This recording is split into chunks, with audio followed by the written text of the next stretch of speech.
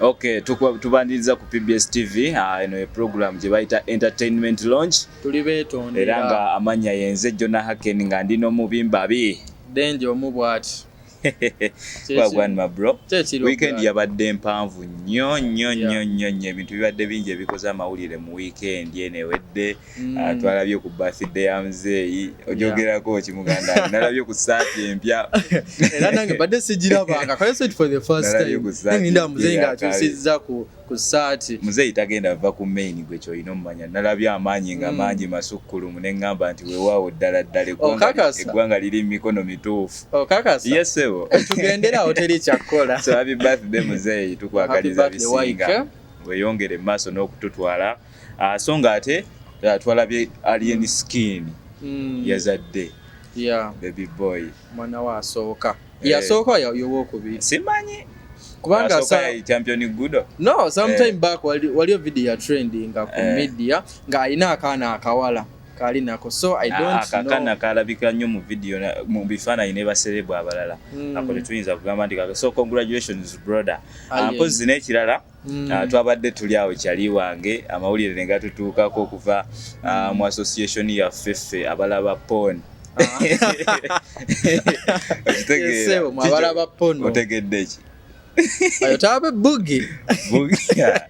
Bugi obaka buwampereza nabulabye official. Bwatuuse bulungi. Mwana yatwakinze jajja.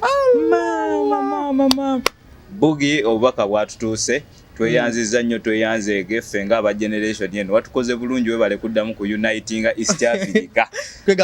Abantu bonna bali united. N'abaana b'obuwala beekoze ebintu omwaka guno mususse okutanu doozi. Mususse. Mpoza anye yasooka ati yali pretty Nicole. Yali pretty ne bajja nga bamugoberera. So banjingi naye tetujja kulemerawo. Bugi tweyanziza nnyo tweyanziza nawe mwebazeeko ate tunagamba. Bugi nkwe like tukwebaza mu ngeri ey'enjawulo weebale nnyo ky'otukoledde. Tweyanze era tuwatukoze bubi watuloye emyoyo. So kaka tugatandikira ku show ya Mickey Wine ne Gravity. Yeah. Ebintu ebyo bibiri kuba bikontana. Kale katusooke ku gundi ku show ya Mickey. Yabadde awe munyonyo ku Janspia. Kale yagenze bulungi okutwaliza awamu. Yagenze bulungi like turn up was massive. Abantu bo bazze mu bungi and they supported him despite the fact that he has been out of the music for quite some good years. Ate nga talina hit etambula. Wanga kiba kizibu nnyo omuyimbi nga talina luyimba luli trendinga. Najja na staginga concert ne be successful. Okitegeera. So twagira ku ya Gravity ndowooza we twasemba okukola nali nakugamba nti Show Gravity ejja kufuna success naye ndowooza oba nalimbamu sisoobira nti nandibadde njogera nakati eri eggwanga kuba nabalimba okitegeera kati gwe alanga ina kugamba Gravity olaba ekintu ekya like something like the thing which affected him was that Gravity alina amalala kubanga when he held his press conference ate yali attacking at the other side ekitali kirungi ate compared to Mickey like ye wali bamubuuza so what do you have to say about this nagamba mutonzi yasalo nebagamba Gravity yagambye mutogenda kujjuza nagamba tujja kulaba okitegeera so kat his reckless statements zizamu affecting so nze mpozi n'ekirala nyiza okulowooza nti oba political issues zino ze yayingiramu okwemaliramu NRM nakyo kyaleese obuzibu obunene ennyo nti wano mu central bw'owetaba ennyo n'ekibiina kiri it affects you in one way or the other. So ndowooza political issues ezimu kuzasudde Gravity omutujju. Yeah, we have that political issue. Ate tetsobola gireka wabweru. We can't leave it out. So mpozi n'ekirala era Gravity yagenze nga yeeyongerayo mu bifo ebitali bimu omuli Mbarara Byantonde ne Masaka ne Mukono. So eky'Embarara kyakuba Byantonde n'akuba Masaka ndowooza abaliwo be bana abategeka stage ne sound Masaka yagaana definitely. Ate by the to give you more light about a concert yali Lugogo Gravity yatuuka ku stage natandika okublaminga sound nagamba mbe ebyuma bya balamu bibi simanyi omuyimbi ayinza okuddamu because kiba ku ye naye nga tujja kiremerako nnyo nze ndowooza Gravity show zaaganye zaaganye zalemezaamu olaba mazima gani nti Gravity akyali w'amaanyi, that's the fact. Gravity akyali w'amaanyi nasobola agamba nti agudde, like just yetagamu some bit of time he will recover. Okay, mpozi n'ekirala waliwo abayimbi abategese shows ezimu abali ku side y'NRM n'abali ku Nuupu nga ziri ku date ezimu, so tusharingireko show ezimu. Waliyo show eya Gundi eya Kabako ali Makindye kuki ali awo Makindye nirabiddemu kati but he's in Makindye there. Naye kati ndaba Kabako omuntu gwe yeetaddeko w'amaanyi nnyo ekitegeera. Tola tosobola kweteeka ku muntu nga David Lutalo ayina abawagizi abawagizi abakazi okitegeera bali bamaama Gundi mu katale awo bonna bangi nnyo.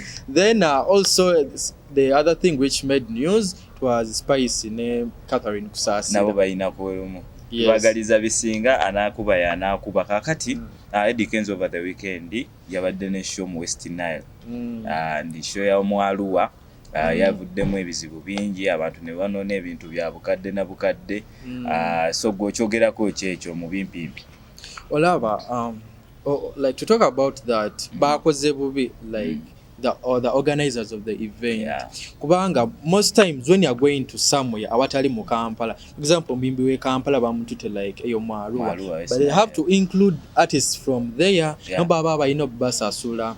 So I heard that bagana okubasasa bo babateekako nekenzo yenyini tebamalayo sente naye kati at least yafunako but people that side so kati byebyo byabadde Mwaluwa tugenda soka tugendeko mu a short commercial break.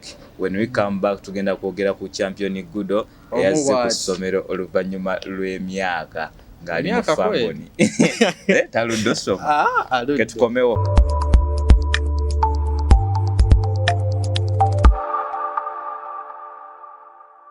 Butereevu omulabi waffe kulikayo mu kuwummulako kwe tubaddemu tubadde tugendera mu kuwummula tugambye tukomawo ne story ya Champion Gudo.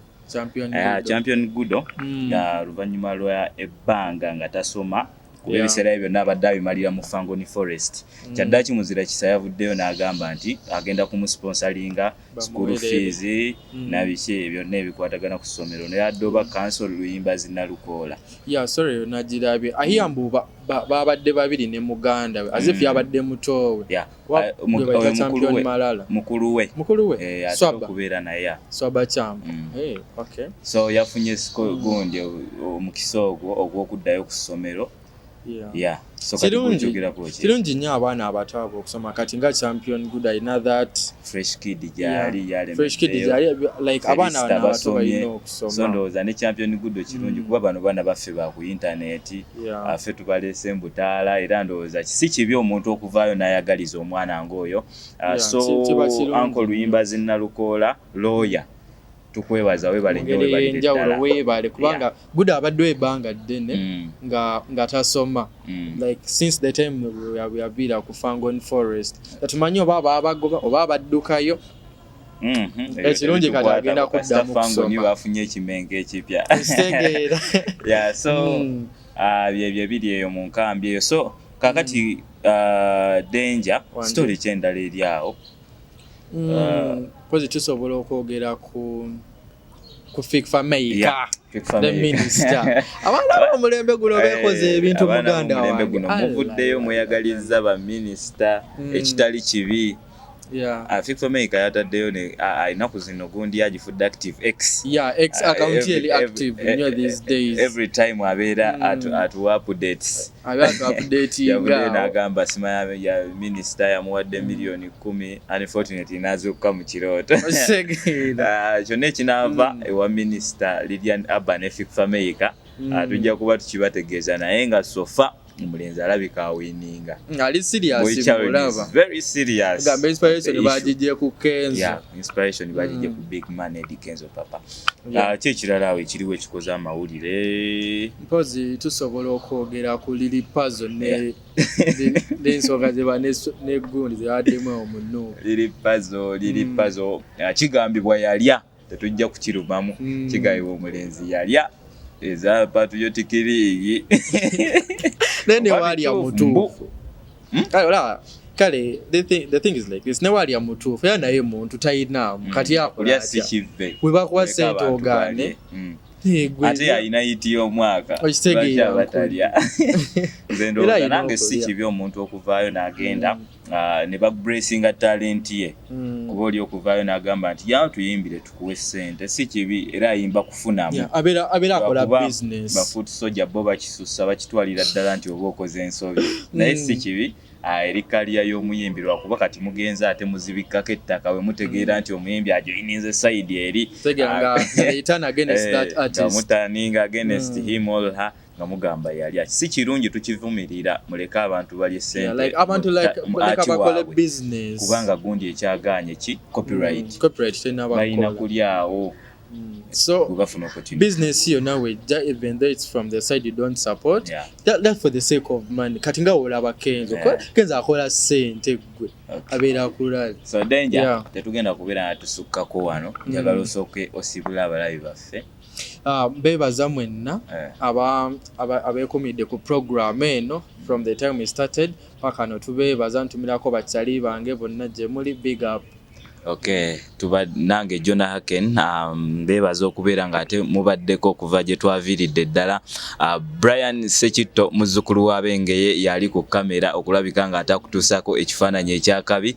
Tetugenda kubeera nga tusukkako wano.